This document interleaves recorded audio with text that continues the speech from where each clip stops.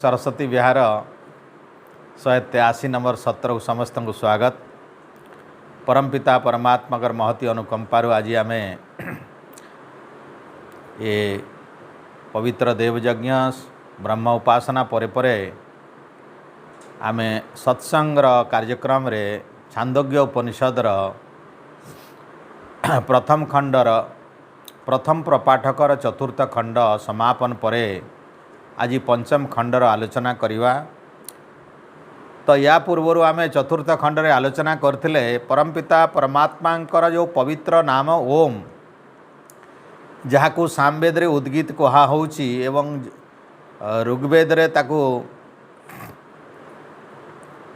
ओम कहा जाउची।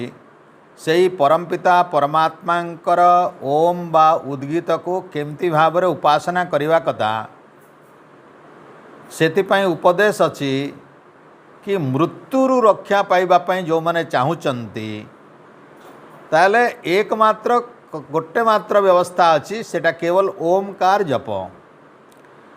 ओमकार जपर विकल्प आउ नाही कौन सी विकल्प देना जे ओमकार न जपिकी ओम कर उपासना न करी अन्य कौन सी माध्यम कहीं मृत्यु को अतिक्रम कर मृत्यु को जय कर मृत्युंजय हेब बा मोक्षर अधिकारी हेब मुक्तिर अधिकारी हेब यहीटा कौन सी प्रकार संभव नुहे जहाँकि सिद्धांत रे छांदोग्य उपनिषद माध्यम कहा जाउची कि परमपिता परमात्मा जे कि ओम अटंती जे कि अक्षरम अटंती जहाँकू उद्गीत कहा जाउची उपासित एमिति वाक्य अच्छी अर्थात उपासना कर उपासना करिवार कथा उपासना करवा उचित एमिति विधान विधेय एटा विधि वाक्य उपदेश दिया जाउची वेद माध्यम रे मंत्र माध्यम रे ऋषिंकर सिद्धांत अनुसार जे जे कही ओम को उच्च स्वर रे यदि गान करिवे एवं ओम को उपासना करिवे परमात्मा उपासना करिवे अक्षर ब्रह्मंकर उपासना करिवे ताहेले से माने मृत्युर भयरु रक्षा पाइजिवे। ये हूँ व्यवस्था। तो एथिपाई देवता माने उपासना कले ओमकार को उपासना कले। तो ओमकार को उपासना करने से माने प्रथम प्रक्रिया रे कौन कले छंदटा को ही उद्गीतर प्रतीक हिसाब रे ग्रहण कले छंद को जोर देले एवं छंद अनुसार प्रत्येक मंत्रर छंद अनुसार ही छंद को ही ईश्वर प्रतीक मन करी ओम र प्रतीक मन करी परमात्मा प्रतीक मन करी उपासना कले एवं ये छंद भितर से माने छाई हो गले व्यापी गले देवता माने जा फल मृत्यु ताको अन्वेषण करिला बेले देवता मान को जल रे माछ देखिला परी से मान को देखिचंती एवं देवता माने तापरे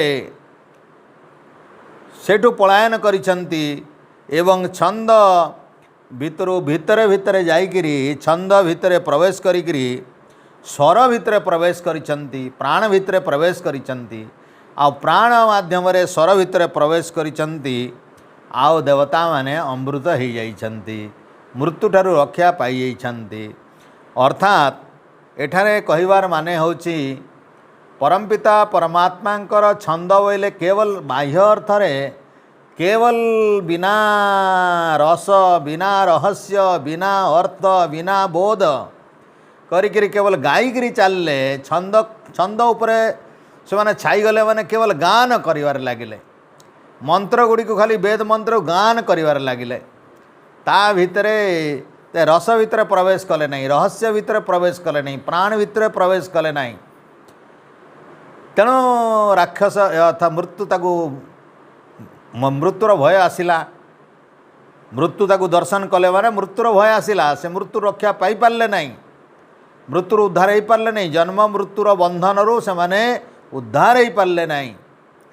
तो परवर्ती समय तांकर उपासनार प्रक्रिया परिवर्तन करिसंती एवं से ओम बा उद्गीत बा प्रणव को से माने तारी भितरे मंत्र दीर्घ भाव उच्चारण करने भितर तार स्वर भितर प्रवेश करिसंती तार अक्षर भितर प्रवेश करिसंती अर्थात अर्थ को बोध करिसंती मर्म को बोध करिसंती एवं तद्गत प्राण होती प्राण सहित ओत प्रोत भाव में मिशिंट से प्राण एवं स्वर एवं देवता माने एक एक हो जाइछन्ति रोम रोम भितर मंत्र गुंजरित होइछि आउ तापरे जाइकरी ओम भितरे से माने तद्गत प्राण होइकरी ओम र प्रकृत आनंद उपलब्धि करिछि नहीं से ओम र आनंद उपलब्धि कला परे अमृत तत्व को प्राप्त करिछन।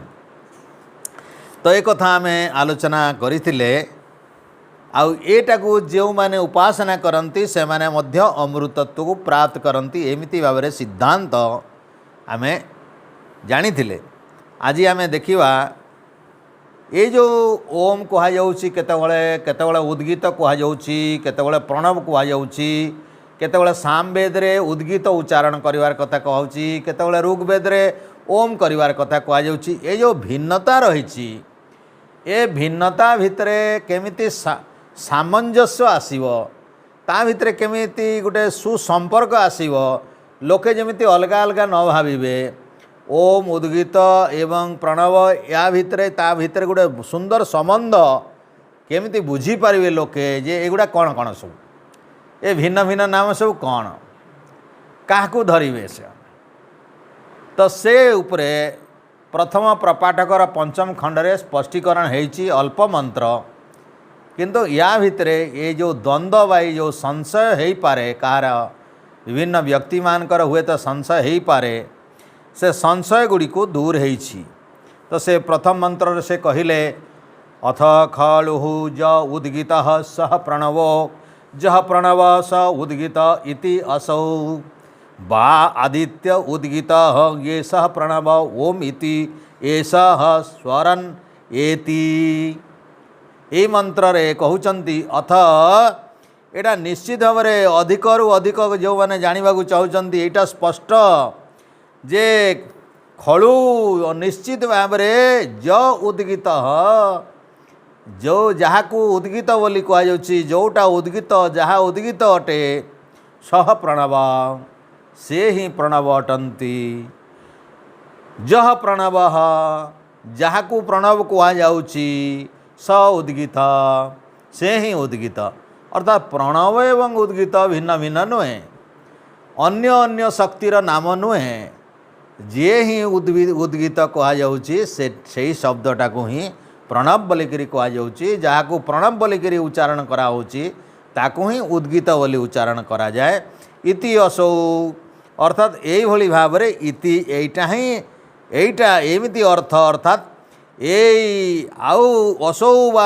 आदित्य ये जो आदित्यर कथा कहुच्छी आमे जेमती देखिले जे आमर जेमती आदित्य आदित्य होची उद्गीत तो आदित्य उपरे से स्पष्ट करने को चाहूँगी असौ आदित्य उद्गीत ये स प्रणव ये जो आदित्य बोली जहाँ को कहुच्छी से आदित्य ही उद्गीत अटंती। जदि आमे भौतिक अर्थ रे आदित्य बोले सूर्य आउ आध्यात्मिक अर्थ रे आदित्य बोले परमात्मा अखंडनीय परमात्मा।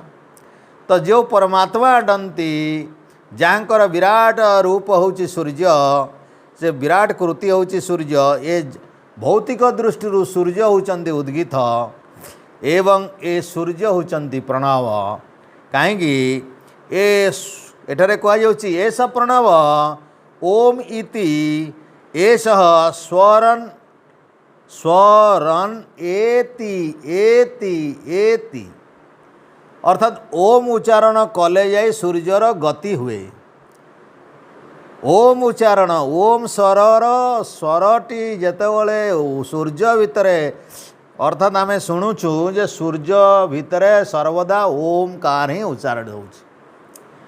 परमपिता परमात्मा जो सृष्टि करते सूर्य तारी भितरे निरंतर ओमकार ही उच्चारण होउछि।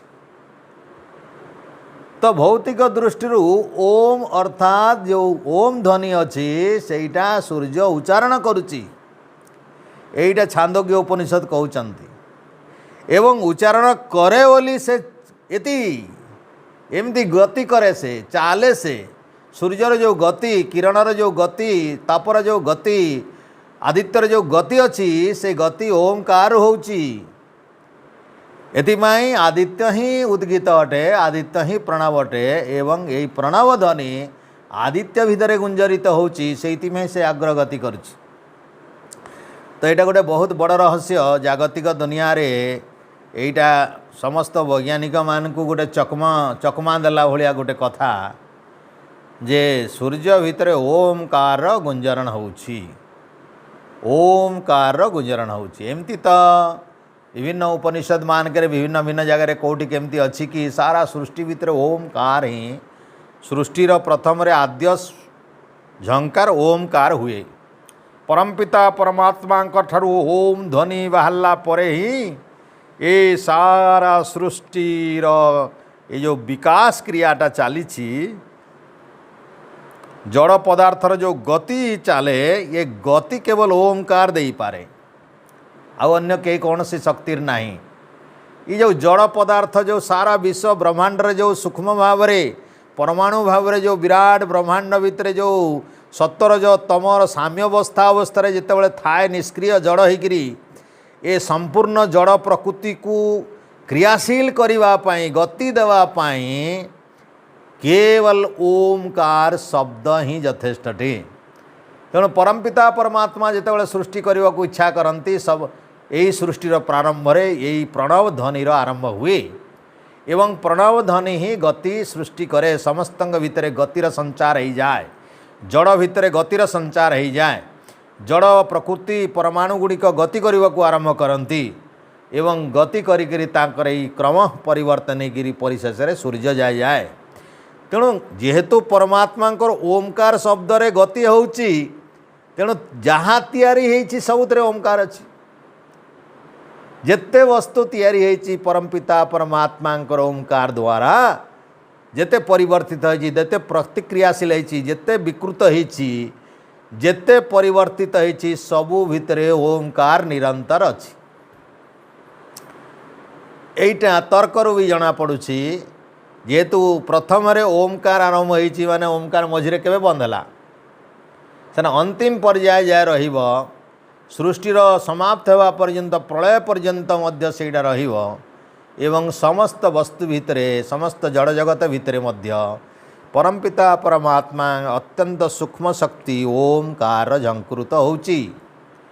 तेणु दिव्यात्मा जो माने अछंती जोगयुक्तात्मा जो माने अछंती जो माने अति मानस स्तर को जाई पारुछंती ध्यान बल सेतेबेले से माने से ता भितर गोटे अनाहत ओमकार ध्वनि श्रवण करती निजर अंतरात्मा भितर मध्य ओमकार ध्वनि श्रवण करती से माने जो माने आत्मार से अंतत निवृत गोटे गभीर भितरे अंतः प्रदेश रे प्रवेश करिवार सामर्थ्य रखती। तेणु जो से माने जो माने आत्मा भितर प्रवेश करिवार सामर्थ्य रखती से माने जेकोसी जड़ वस्तु भितर मध्य प्रवेश करिवार सामर्थ्य रखती। तेणु नाभि केन्द्रे ताराबह्य ज्ञानम योग शास्त्र गोटे विभूति पादरे अच्छी जो माने निजर नाभि मंडल भितर गभीर भितर प्रवेश करिजिवे ध्यान रे से सारा जगतर तारार बाह्य ज्ञान प्राप्त होइजिवे। ए तारा माने जेते नक्षत्र मानकर जो जो रहस्य ज्ञान अच्छी से ज्ञानटी नाभि को नाभि मंडल रे नाभि चक्र रे जो माने ध्यान करिवे एवं समाधिस्थ हो जाती से माने ताराबह्य ज्ञान हो जाए बोलिकी योग दर्शन रो विभूति पादरे लिखाई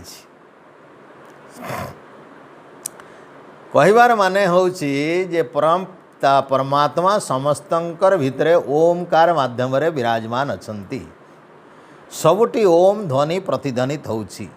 सुनिबा लोक किए जे सुनिबा लोक तापाई योग्यता आवश्यकता अच्छी समाधिस्थ होवार आवश्यकता अच्छी एकाग्रतार गोटे अंतिम चरम सीमा पर्यंत एकाग्रता को अभ्यास करिवार आवश्यकता अच्छी। सही कथा एठारे सूचना मिलुछि जहाँकि सूर्य भितर भी ओमकार उच्चारण होची आदित्य होची जेहेतु एटे ओमकार उच्चारण होची जोठी ओमकार उच्चारण होची सेठी ही परम ब्रह्म विराजमान अछंती आउ जोठी परम ब्रह्म विराजमान होचंती से ही प्रणव अटंती आ से ही उद्गीत अटंती। तेणु आदित्य को यही दृष्टि कहगला कि आदित्य ही उद्गीत आउ आदित्य ही प्रणव अटे। आउ आदित्य प्रणव ध्वनि करी ही गति करुछि अर्थात तार क्रिया करुछि। आदित्य जो क्रिया करुछि से क्रियाटी यही प्रणवर शक्ति रही बल करुछि। आदित्यर शक्ति नहीं। आदित्य एक जड़पत्र तिरारी एवं प्रणव शक्ति रे ही ईश्वरीय शक्ति रे ही से सबकिछि शक्ति अर्थात ताप किरण विकिरण एवं गति आउ जहाँ भी क्रिया तार चली से समस्त क्रियावान एइथिपाई हेइछि। अर्थात आदित्य जो चलुछि एइटा प्रणव बा उद्गीत पाई चलुछि। एतला प्रथम मंत्र। तेणु ओमकार द्वारा मनीषर जो सुप्त शक्ति अच्छी एठू कौन शिखिले आमे ओमकार बारंबार उच्चारण करने द्वारा सठिक भाव रे उच्चारण करने द्वारा अर्थ सहित चिंतन करने द्वारा आम भितर थिबा जड़ शक्ति जेते जड़त्व अच्छी जो जो क्रियाशील नहीं जो जो शक्ति गुड़िक आमर क्रियावान हो पारि नहीं प्रत्येक क्रिया गुड़िक क्रियाशील हो पारिबो। ओमकार द्वारा क्रियाशील हो पारिबो एवं आमे परमात्मा तत्व को अनुभव कला भलिया जेतकी शक्तिर आवश्यकता सेतकी शक्तिर प्रकाश करिवो से उन्मोचन करिवो प्रकाशित करिवो मैनिफेस्ट करिवो ताकू आमे कहिबा जे मैनिफेस्टेशन ऑफ डिवाइन परफेक्शन जो कहा जाउची। अरविंद ए गता कहिले व्हाट इज एजुकेशन शिक्षा बोले कौन मैनिफेस्टेशन ऑफ डिवाइन परफेक्शन आमर अंतर भितर जो शक्ति अच्छी ताकू डिवाइन परफेक्शन पर्यंत पहुँचेवा शिक्षार काम। ये शिक्षा नहीं जो शिक्षा आत्मार पूर्ण विकास करई पारे नहीं ये पूर्णता को प्राप्त करई पारे नहीं परमात्मार अनुभूति करई पारे नहीं से शिक्षा ही नहीं। तो एमती महामनीषी माने योगी अरविंदर भाषा जो माने योग साधना करी निजर जीवन रे ये गृहस्थ जीवन रे जो माने ए परमार्थ सुख आनंद लाभ करिवार सामर्थ्य रखती ए संसार भितर थाईकरी ए भोग विलास दुनिया भितर थाईकरी परमार्थिक सुख केमिति अनुभव करा जाई पारे आमे अरविंद ठारू शिखिबा ए गृहस्थ होइकरी केमिति करा जाई पारिबो। तो से जहाँ भी हो आमे देखिले आमर प्रथम मंत्र आमको स्पष्ट करुछंती ओमकार प्रत्येक जड़ चेतना भितर ही गुंजरित होउची एवं तारी भितरे प्रत्येक शक्ति जोटा जड़ शक्ति जहाँ भितर जेते अच्छी क्रियान्वित होची चेतन तो चेतन शक्ति आत्मा तो गोटे चेतन शक्ति तो आत्मा तो चेतन शक्ति से तो निजे चिंतन करी अर्थ विचार करी चिंतन करिवो ध्यान करिवो किंतु जड़ शक्ति रे भी परमपिता परमात्मा आभास अच्छी तारी भितरे जड़ शक्ति जो मैंने कथा कही पारु नांती जो मानकर चेतना नहीं से जड़ वस्तु रे मध्य ओमकार ध्वनि गुंजरित होची। तो जेहेतु ईश्वर सर्वव्यापक आ समस्त वस्तु भितर विद्यमान अछंती तांकर शक्ति सर्वत्र समान भाव रे अवस्थित अछि ताकू ऋषि माने बोध करिसंती आ एभली भाव रे हमको स्पष्ट भाव रे विश्वासर सहित जणै दउचंती जे प्रत्येक भूत भीत भितर विद्यमान अछंती। तो आमे ए बाह्य जगत हिसाब रे आमे सूर्य नारायण कहू भौतिक जगत हिसाब रे सूर्य नारायण कहू लोक माने सूर्य को नारायण बोली कहती आदित्य को नारायण बोली कहती। ये होची आमर लोक मानकर एइथिपाई एमिति भावना एमिति भाव रे उपनिषद इत्यादि भाषा रे सूर्य प्रति एमिति उच्चकोटर विचार थिबारु लोक माने सूर्य को नारायण बोलिकी भावती आउ सेई भितरे ओमकार प्रतिध्वनित शुणिचंती कई कई।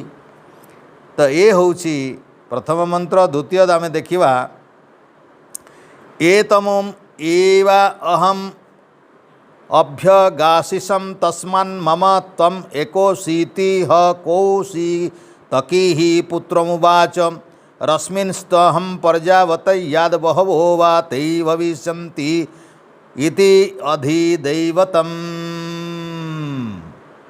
कौशितकी बोली जड़े ऋषि कहउचंती तांकर पुओ को अरे मु भी से कहउचंती यही मंत्र यही प्रणव यही ओमकार मु भी जप कली या मु भी उच्चारण कली आउ मु यहाँ को बहुत सुंदर भाव में जेहेतु उच्चारण कली अहम त्वाम एको सीति मु तुमको एक पुत्र हिसाब रे पाइछि। ओमकार को जप करी ओमकार को साधना करी प्रणव ध्वनि करी मु तत्ते प्राप्त करिछि अर्थात तत्ते जन्म देइछि मो तो भली पुत्रटिए पाइछि एटा कौशितकी ऋषि कहउचंती। तेणु तांकर ही एई पवित्र नाम यहा गान मु करिथिली। से कहउछन एतम एव अहम अभिगासीसम गासीसम अभिगासीसम मु गान करिथिली। एटा को मु ए ओमकार को गान करथिली, ओमकार को उपासना करथिली, ओमकार को ध्यान करथिली। तस्मात् सही कारणरू मम त्वम मोठु तुमर जन्म होइछि। एक असी तुम्हें मोर एकमात्र पुओ आउ तुम्हें प्रसिद्ध अट। तो कौशितकीर मुनि निजर पुओटा को एटा शुणाउछंती महात्म्य। ओमकार जपिले जो लाभ हब सेटा कौशितकी तांकर निजर पुओ को शुणाउछंती। मु तते एमिति भावरे ओमकार उपासना करिकरी ओमकार ध्यान करिकरी ओमकार चिंतन करिकरी तते ही प्राप्त करिछि। आउ ये जो किरण समूह तुम्हें देखुच आदित्यंकर किरण समूह तुम्हें जो देखुच ये सूर्यर चतुर्पार्श्वे सेमिति जो किरण चतुर्पार्श्वे रही सेमिति सूर्य रश्मि को उद्गित बोलिकी मान आउ उपासना कर। आउ सूर्य रश्मि रे तुम्हें छाई हो जाओ। सूर्य रश्मि रे तुम्हें सबुआड़े बहु संख्यार तुम्हें सेमिति कले पुओ पाइब। से कहउचंती बहव वही तेई भविष्यन्ति मोर गोटे बोली पुओ होइछि तू तुम्हें जदि सूर्यर सेमिति बहु रश्मि भितर छाई हो अर्थात ओतप्रोत भाव ओमकार सहित जड़ित होकर ओम्र पवित्र उपासना करिवो ताहले तुमर अनेक संतान हब। बहवो भविष्यन्ति तुमर अनेक संतान हब। तो बहु संख्यार तुमर भी पुत्र हब। एटा भाव एटा कौन उपासना मु शिखैली कहउचंती। से कौशिती कहउचंती तते कौन उपासना करिवार शिखैली इति अधिदैवतम। एटा अधिदैवतम एटा अधिदैवत देवता को लक्ष्य करिकरी मु तुमको उपासना करवा शिखेली। तो ये हूँ अधिदैवत अर्थात बाह्य जगत रे उद्गीतर उपासना। बाह्य जगत रे उद्गीत को दर्शन बाह्य जगत रे उद्गीतर चिंतन। तो बाह्य जगत रे कौन दो रे सूर्य एकमात्र दो रे सूर्य एकमात्र दो होची आधार आ सूर्य होची उद्गीत। तो ये सूर्यर आधार जेमिति दो अटे से सूर्य वा आदित्य अटती उद्गीत आउ से उद्गीत अर्थात सूर्य होचंती देवता। तेणु एटा देवता संबंधी ताकू आधिदैवतम कहा जाए। आधि अर्थात एटा अधिकरण कारक एटा देवता विषय रे देवता कौ विषय रे देवता संबंधी लक्ष्य रखिकी उपासना एटा करा जाइछि। एटा देवता संबंधी। तो से कहले एटा द्वितीय मंत्र जे मु भी सेमती उपासना करिकरी एतिकी लाभ पाइछि। तुम्हें भी जदि एमती उद्गीत को उपासना करिवो सूर्य रश्मि को आधार करिकरी उद्गीत बोली मने करिकरी ए रश्मि रे तुम्हें जदि छाई जीवो तो रश्मि अनेक तो तुमर अनेक संतान हबो। तो ये भली भाव में कहिबार माने होउछि बाह्य भौतिक जगत रे सूर्य महान एवं सूर्य ईश्वरंकर गोटे विराट कृति आउ तारी भितर तांकर ऐश्वरिक शक्तिर प्रकाश होइछि एवं तारी भितर परमपिता परमात्मा पवित्र ओमकार प्रणव ध्वनि गुंजरित होउछि। ताकू जो माने अर्थात आदित्य को जो माने ए प्रणव ध्वनि गुंजरित होतुवार आदित्य को जो माने भी उपासना करंती रश्मि को उपासना करंती रश्मिर विनियोग करंती सूर्य किरणर विनियोग करंती ताले स्वास्थ्य भल हम तांकर। सूर्य किरणर प्रकृत उपयोग करवा लोक केवे दुर्बल हुए नहीं आयुष नष्ट हुए नहीं से पुण्यायु हुए एवं स्वास्थ्यायु तार जो उत्तम स्वास्थ्य हो जाए। सूर्य किरण एते रोग दूर करिवार सामर्थ्य रखे प्राण देवार सामर्थ्य रखे ऊर्जा देवार सामर्थ्य रखे शक्ति देवार सामर्थ्य रखे। तेणु यही सामर्थ्य को जदि से मैंने आध्यात्मिक तांकर देवता शक्ति को प्राप्त करने चाहिए ताहले तांकर दिव्य शक्तिर जाग्रत हो। ये दिव्य शक्तिर जाग्रत हेले से माने सूर्यंकर किरण माध्यम निजको उच्चकोष्ठीर देवता रूप में रूपायित करें देवत्व को प्राप्त करें। एवं एमती भाव में गोटे बाह्य भौतिक जगत रे सूर्य जमती एक देवता एवं से देवता विषय रे चिंतन करी निजर जदि से माने उपासना करती ईश्वर को अर्थात ईश्वर केमती सूर्य को सृष्टि करछन्ती रश्मि गुड़ी को सृष्टि करछन्ती तारी माध्यम रे ए प्रणव को जदि जप करी जदि यही आदित्यर गुण को से माने ग्रहण करती ताहले तांको भितर दिव्यतार प्रकाश हो आउ ये होची अधिदैवतम उपासना परमपिता परमात्मा को जागतिक दुनिया शक्ति प्राप्त करी निजर जीवन को देवत्व को प्राप्त करवार एक सुंदर परिकल्पना ये होची अधिदैविक उपासना। वर्तमान से कहते आध्यात्मिक उपासना निज शरीर रे ये तो ब्रह्मांडर कथा ब्रह्मांड रे आधिदैविक जदि अच्छी ताहले पिंड रे आध्यात्मर कथा अच्छी आमर प्राण आमर बाणी आमर ओंकार तारी भितर केमती उपासना हो तो शरीर सहित आमर संबंध जमती ब्रह्मांड रे सूर्य सेमती आम पिंड रे होची प्राण मुख्य प्राण आमर जो श्वास निश्वास जो नौचे ये जो नाकरे एटा मुख्य प्राण नहीं एटा तो आमर जो प्राण मुख्य प्राण जहाँ को आमर कौन से आयतरे रखा जाई पारु नहीं आमे शोइथिले भी चालुची बुलुथिले भी चालुची आमे चाहि न चाहू चाहिकी चालुनी आमर अजाणतरे चालुची से होची प्राण आमर न जानिबा अवस्था जो प्राण आसला शरीर को आमर अजाणतरे केतेबेले चलीजीव प्राणवायु से ही प्राण कथा कहुची से प्राण तो से प्राण तो एतरे तृतीय मंत्र आरंभ होची अथ अध्यात्मम या परे आध्यात्मर कथा कहुजीव य एवायम मुख्य प्राण ये जो आमर मुख्य प्राण अच्छी तद उद्गीतम ताहा ही उद्गीत अटे उपासितमिति तार उपासना करिवार कथा से उद्गीतर उपासना प्राण माध्यम करिवार कथा मुख्य प्राण माध्यम करिवार कथा तो प्राण ही उद्गीत अटे ये जो प्राण आमर संचारित होचे एटा ईश्वरीय एटा ईश्वरीय व्यवस्था रे चलीची एटा ईश्वरंकर कृपार चलीची एटा ईश्वरंकर नियम रे चलीची तांकरी अधीन रे काम करूची से आमरी अधीन रे से काम करूनी आमर अधीन रे काम करथलो तो आम प्राणवायु चल अटकई दियंते आम मरिवार समय आसीते टिके रही जा बोलते गोटे मिनिट रही जा मते भेट घाट अच्छी चाबीटा टिके दे दिए आलमीरा टिके बतई दिए एटा टिके बतई दिए सेटा टिके बतई दिए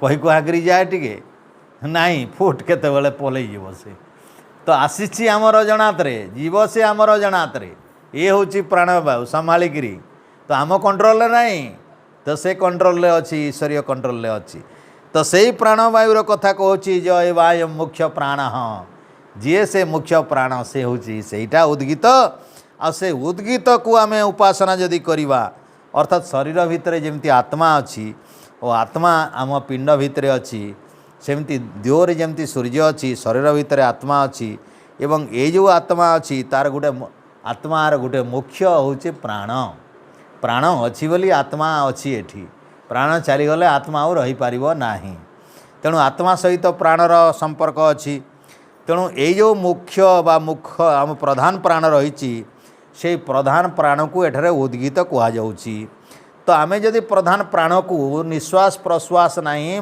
मुख्य प्राण जो प्राण रे आमर आत्मा बंचिकी रही एठी अर्थात आत्मा स्थिर होकर रही शरीर भितर क्रियाशील अच्छी से मुख्य प्राण को जदि आमे ओम बा उद्गीत बोली मन करी उपासना करवा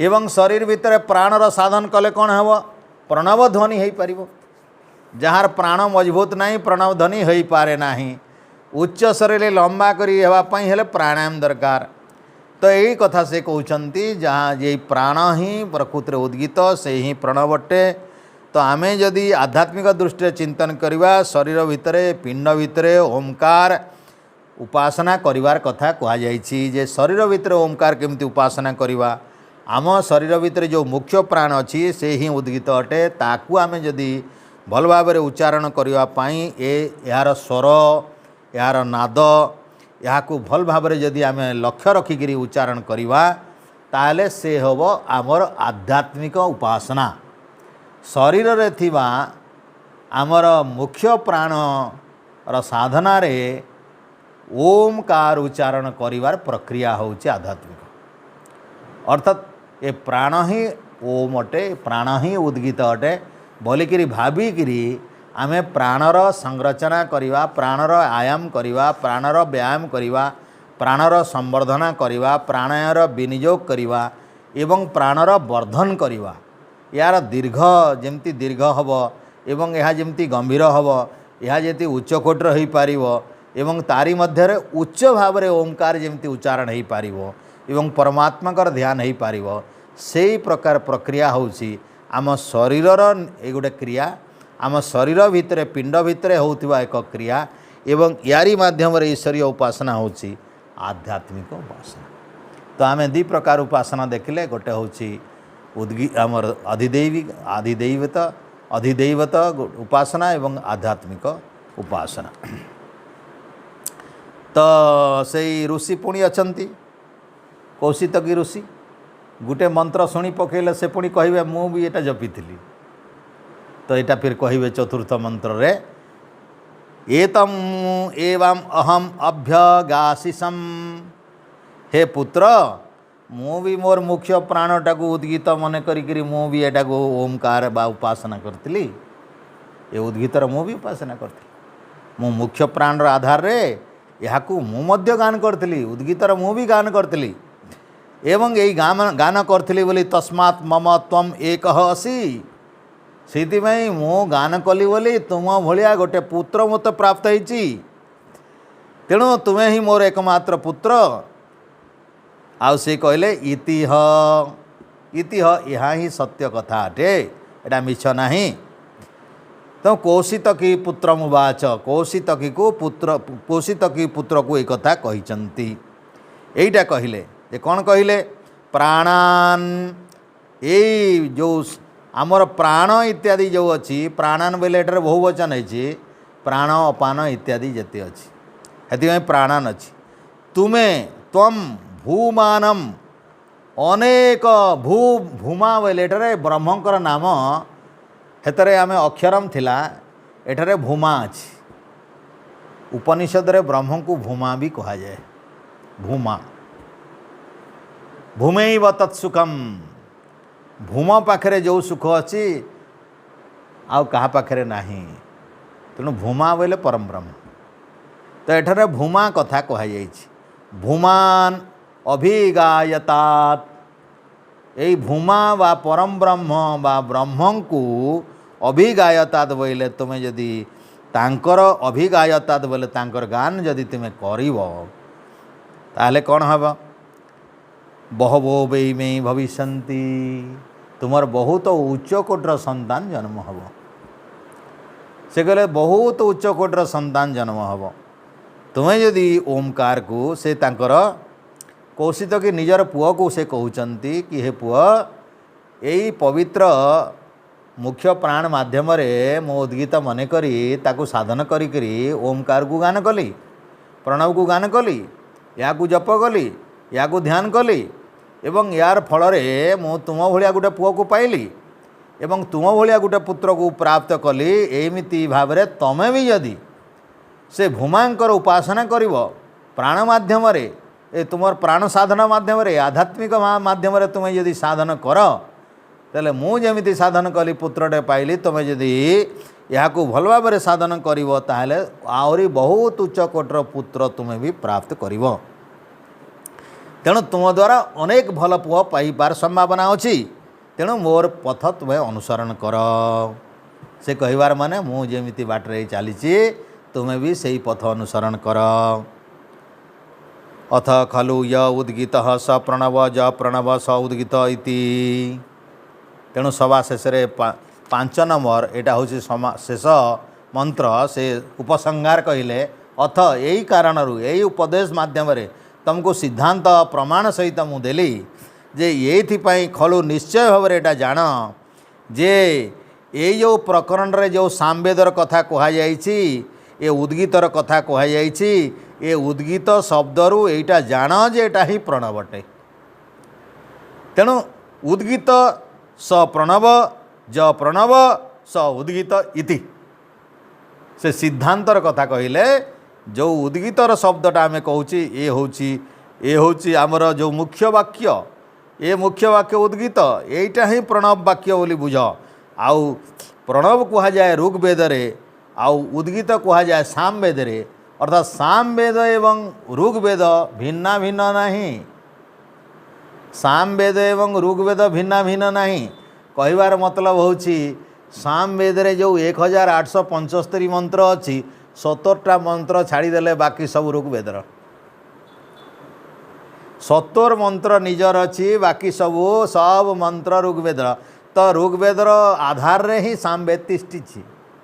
ऋग्वेदर बेसी मंत्र ऋग्वेदर आधार रे सामवेद अच्छी। तो ऋग्वेदर आधार अच्छी माने सामवेद रे उद्गीत कहुची आ ऋग्वेद रे ओम कहुची। तो ओम अर्थात ऋग्वेदर मंत्र रे उद्गीत अर्थात ऋग्वेदर आधार रे सामवेद। तेणु प्रणव आउ एठी जो अच्छी उद्गीत यहाँ दुरुक्ति नहीं, अलगा अलगा नुहे, ये समान यार आधार रे सब चली। अर्थात दुहे परस्पर परिपूरक अटंती। ये अलगा अलगा भिन्न भिन्न कथा भिन्न देवता कथा अलगा देवता कथा कह जाऊ नहीं। यहीटा से सिद्धांत रे पंचम मंत्र रे से स्पष्टीकरण करचंती कि हे पुओ ये जो सामवेद रे उद्गीत कहूच ऋग्वेद रे प्रणव कहूच यहीटा भिन्न भिन्न कथा नुहे। ये आमर जो प्रणव बोलिकी जहाँ कहुच्छे से ताकू उद्गीत बोली मन रखब आ उद्गीत बोली जहाँ कहूच सेटा ही प्रणव आ ओम बोलिकी मन रखब। या भितर भिन्ना भिन्ना नहीं। से तापर आ गोटे कहउचंती होतृः सदनाहाद्धैवापि हि उद्गीतहम् अनुः समाहार इति अनुसमाहार इति। होतृ सदन बेले होता उद्गाता आमर जो अधर्जु आउ ब्रह्मा ए माने जो अटंती एटा होतृ सदन कहाउछि। होतृ सदन बेले से उद्गाता इत्यादि जो माने अछंती होता इत्यादि कामरे यज्ञ इत्यादि कामरे ए सबू जेते प्रकार अछंती ए ऋग्वेदीय जो माने अछंती से ऋग्वेदीय आमर जो माने ऋग्वेदीय अटंती से मानकु होता कहंती। ऋग्वेदीय माने ऋग्वेद रे जे प्रवीण ऋग्वेद अनुसार जे जानिछि तांकर जो ऋषि अटंती जे ऋग्वेद को नहींकरी यज्ञ रे यजमानी करे ताकू होता कहा जाए एवं सामवेद अनुसार जे यजमानी करे ताकू उद्गाता कहा जाए एवं यजुर्वेद अनुसार जे यजमानी करे ताकू अधर्जु कहा जाए आउ अथर्ववेद अनुसार जे यजमानी करे ताकू ब्रह्मा कहा जाए। ये चारि जण यज्ञ आवश्यकता एवं होतार स्थान होची ऋग्वेदीय कार्य करिवा पाई एवं सामवेदीय कार्य मंत्र उच्चारण गान करिवार काम उद्गातार काम। यही कथा से कहउचंती जे ए होता इत्यादि आमर उद्गाता इत्यादि निज निजर स्थान निश्चित भाव में अच्छी एवं ए सामवेदीय जो उद्गाता इत्यादि अच्छी से माने जेतेबेले कौनसी प्रकार गान रे त्रुटि हेले माने सुधार करती। तेणु मानकर होचे गान रे सुधार करिवार काम ठीक कर दियंती ए माने सब अनुसमार इति से लिखाई जेटरे मंत्र उच्चारण कला बेले जदि किछि भूल हो होतार जदि कौन सी प्रकार क्रम भूल हेले ताहेले से अनुसमाहरति इति अनुसमाहर समाहार कर दियंती। समाहार बोले ताकू समाधान कर दियंती तार परे समाधान कर दियंती। कौन सी मंत्र क्रम रे बा उच्चारण रे जदि भूल हैला ताले सामवेदर ज्ञाता उद्गाता तार समाधान करंती। एही भली भाव रे अछि। तेणु होता ऋग्वेदीय उद्गाता सामवेदीय या भितर विरोध नहीं। कार्यक्रम परिपूरक सहयोगी परस्पर सहयोगी। तेणु एमाने यार काम परस्पर सहयोग रे काम चले। तेणु यही दृष्टि प्रणव आ उद्गाता भितर कौन सी बाच विचार बा एमती भिन्ना भिन्न मनन करवा कथा नहीं, चिंतन करवा कथा नहीं, भावांतर आनिबार कथा नहीं, अर्थांतर आनिबा कथा नहीं, एमती त्रुटि मनीष करिवार कथा नहीं। एडा एक बोलिकी जदि उपासना करती ताहेले कल्याण अच्छी। यही कथा ही आमर आजिर ए छांदोग्य उपनिषदर प्रथम प्रपाठकर पंचम खंड एइथिरे आमर समापन हैला।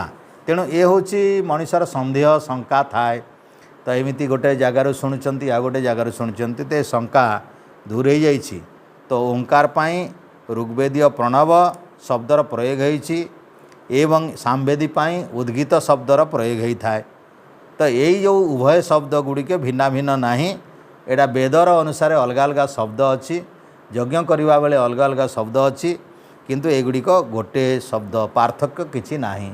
ए गोटे तत्व को गोटे ईश्वर को ये अक्षरम परम ब्रह्म उद्देश्य उभय शब्दर विनियोग होती। ओम ओम द्योः शांतिरंतरिक्षम शांति पृथ्वी शांति राप शांतिरसदय शांति वनस्पतय शांति विश्वदेवाः शांति ब्रह्म शांति सर्वं शांति शांतिरेव शांति सामा शांतिरेधि।